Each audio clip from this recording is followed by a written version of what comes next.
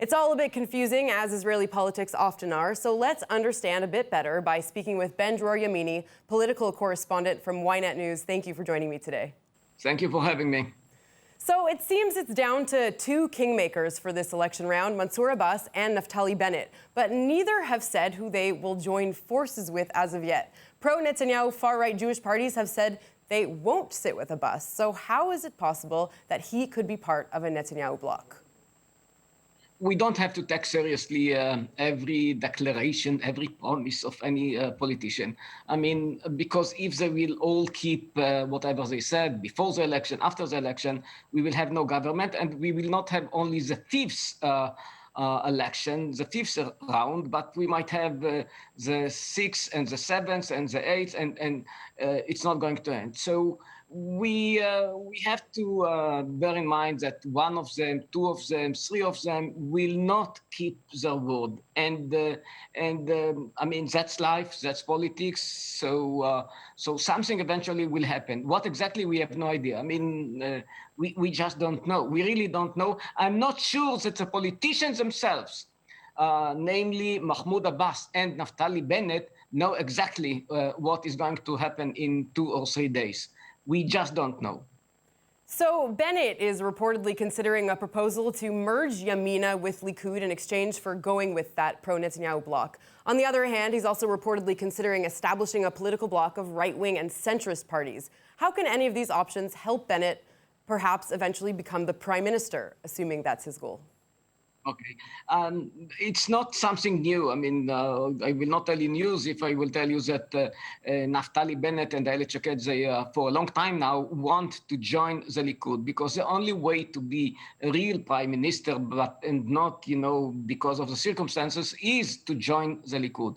For him, and to be the leader of the Likud, he will be one of the candidates. Maybe he will win, maybe he will not. This is the only way. So maybe, if the gate will open now, he might take the opportunity. We just don't know if it will really happen, because as we all know, he did not join the Likud until today because of one reason, because of the family reasons in Balfour Street, as we know. Right. Namely, the conflict between Naftali Bennett and elex and the wife of Prime Minister Benjamin Netanyahu. So maybe something will change now, not because he wants to change something, but because of the circumstances. Right. Like you said, there's a lot up in the air, a lot we don't know yet. Also, the president has said in order to come up with a solution, the politicians have to look for creative solutions in coalition building to hit that sweet spot of 61 seats. What kind of creative solutions might he be talking about that could work?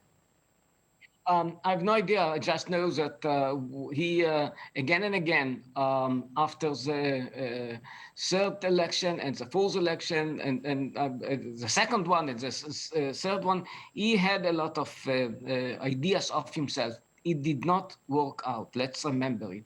So I'm not sure that he's going to interfere too much with new ideas. Maybe he will raise, because under the circumstances, maybe we need someone, the bigger brother of the family that will tell the politicians, look, you must do something, and here are the ideas, and you have to do.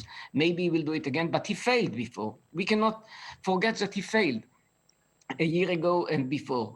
I'm not saying that his offers were not so bad, but they were not accepted by the politicians. So we have no idea if new offers will save something or not. Maybe yes, maybe not. We will have to wait.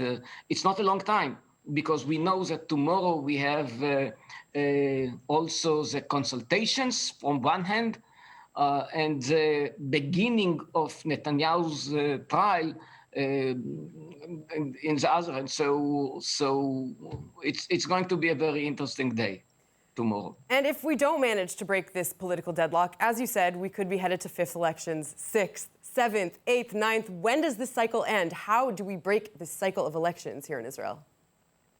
Look, it has nothing to do with yes Netanyahu, no Netanyahu, which is the main debate right now in the Israeli public, unfortunately. But we do know that without Netanyahu, we could form a unity government. I think that's what Israel needs now. Israel does not need to be dependent not on a party from the extreme left and not on party from the extreme right. That's not what Israel needs. What Israel needs is it's really a unity government that will represent most of the Israelis. All right, Dror Yemini, thank you very much for your input today. Thank you for having me.